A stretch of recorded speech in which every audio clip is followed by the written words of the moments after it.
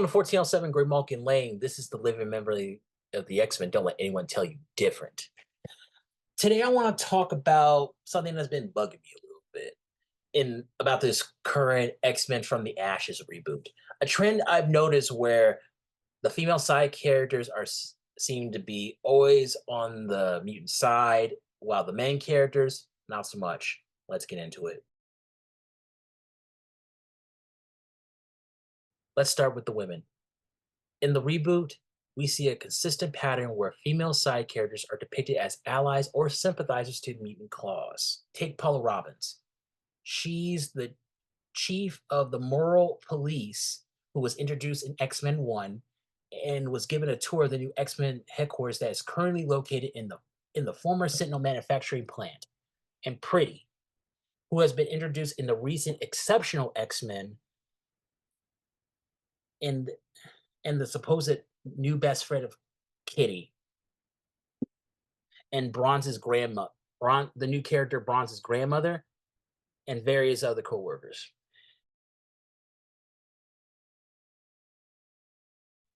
Now, when we look at the male characters in the reboot, there's a stark contrast. They're always showing as opposed to mutants, whether it's through their actions or beliefs. These characters seem to embody the fear and prejudice that the mutants face. Government officials, military personnel, even ordinary citizens.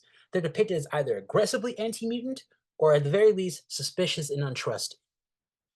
But here's where things get interesting. The only time where we see a female character with an anti-mutant perspective is when she's the big bad. That's right. Unless a woman is the main antagonist, she's almost always supportive of mutants. But here's where things get even more interesting. The only time we see a female character with an anti-mutant perspective is when she's the big bad of the story. That's right. Unless a woman is the main antagonist, she's almost always supportive of mutants. This makes for an intriguing dynamic where female opposition is rare and reserved for the most extreme cases, creating a clear dilation in how men or women are portrayed in relation to the mutant struggle. And this isn't just this. We have plenty of other extreme cases. Alia Gregor, Lydia Vance, Zoe Lim. And this is when the last 6 years.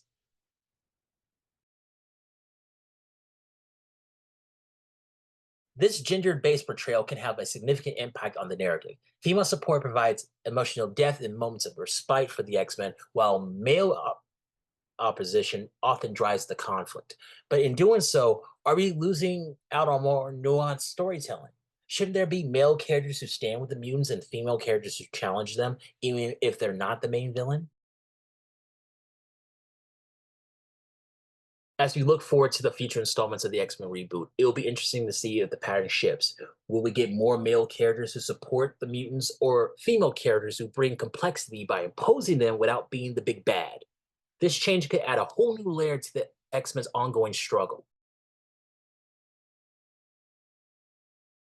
Whether intentional or not, this gendered portrayal of side characters in the X-Men reboot says a lot about the current state of the series. But what do you think? Have you noticed this pattern too? Let me know in the comments. And as always, don't forget to like, share, and subscribe for more insights into the world of X-Men. This is 1407 Graymalkin Lane. I'll see you soon. That's why he's the GOAT! The GOAT!